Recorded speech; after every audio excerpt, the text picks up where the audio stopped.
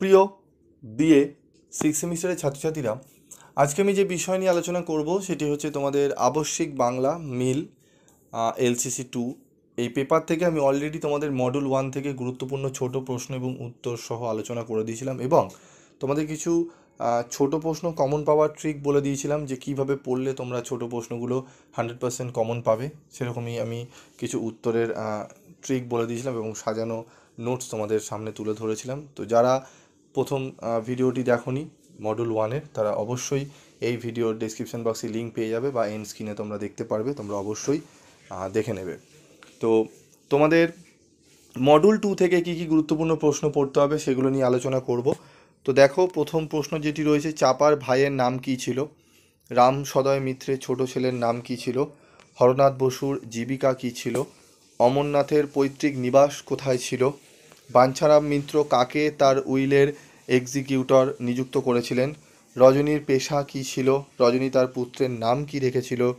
লবঙ্গ লতিকা কে ছিল? রজনী উপন্যাস কোন রচনা অবলম্বনে লেখা হয়েছিল? বনফুলের আসল নাম কি?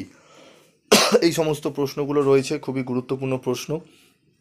চাপার ভাইয়ের নাম ছিল হীরালাল।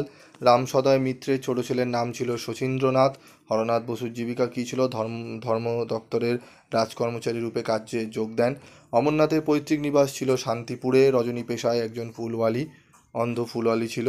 রজনী তার পুত্রের নাম অমর প্রসাদ রেখেছিল। রজনী উপন্যাস the last day of Pompeii রচনা অবলম্বনে লেখা হয়েছিল।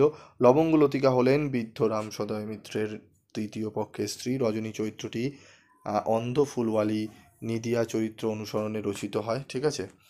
রজনীর পিতার নাম হরে কৃষ্ণ দাস। রজনী লবঙ্গলতাকে পোড়ামুখী বলে মনে মনে গালাগাল দিত। ছোটবাবু বলতে রামসদয় মিত্রের পুত্র শচীন্দ্রের কথা বলা হয়েছে। রজনী উপন্যাসের নায়িকা রজনীর কাহিনীর শেষে তার স্বামী হয়েছিল শচীন্দ্র। লবঙ্গলতার বাপের বাড়ি ছিল কালিকাপুর গ্রামে। রজনীর ছোটবেলায় তার অন্নপ্রাশনে কাকা মনোহর দাস রজনীকে সোনার গহনা উপহার দিয়েছিল। লবঙ্গলতাকে আদর করে তার স্বামী কী বলে ডাকত? ললিত লবঙ্গলতা পরিশীলন কোমল মলয় সমীরে বলে ডাকত। আমি মালাই গাঁথিতাম, কে মালা গাঁথত? বঙ্কিমচন্দ্রের লেখা রজনী উপন্যাসে রজনী মালা গাঁথতেন। রামসদয় মিত্রের 4.5টা ঘোড়া ছিল। ঠিক আছে। বাঞ্ছারাম মিত্র কাকে তার উইলের এক্সিকিউটর নিযুক্ত করেছিলেন? মনোহর দাসকে। রামসদয় মিত্রের অর্ধেক স্ত্রী হলো ভুবনেশ্বরী দেবী। এই প্রশ্নগুলো ভালো করে দেখে নেবে। তুমি কুপাত্র আমি সুপাত্র জুটাইয়া দিব, কাকে কে কুপাত্র বলে গালি দিল? তার সুপাত্রটিকে আর সুপাত্রটিকে? লবঙ্গলতা অমরনাথকে কুপাত্র বলে গালি দিল। এখানে সুপাত্র বলতে রামসদয় মিত্রের পুত্র শচীন্দ্রের কথা বলা হয়েছে। তো এখানে দেখলে 21টি গুরুত্বপূর্ণ প্রশ্ন আমি তোমাদের সামনে তুলে ধরলাম। এই 21টি গুরুত্বপূর্ণ প্রশ্ন তোমরা একটু ভালো করে করো। আরও তোমরা যারা বই কিনেছো, বইয়ের মধ্যে আরও কিছু প্রশ্ন রয়েছে, সেগুলো অবশ্যই দেখবে। টেক্সট বইটি ভালো করে খুঁটিয়ে পড়বে।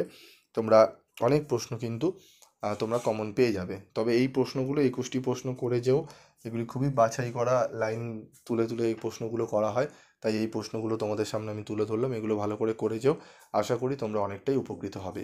তো মডুল 1 এবং মডুল 2 উভয় থেকেই আমি তোমাদের গুরুত্বপূর্ণ প্রশ্নগুলো তুলে ধরলাম। পরবর্তী ভিডিওতে আমি মডুল 3-র গুরুত্বপূর্ণ ছোট প্রশ্ন এবং উত্তর নিয়ে আলোচনা করব।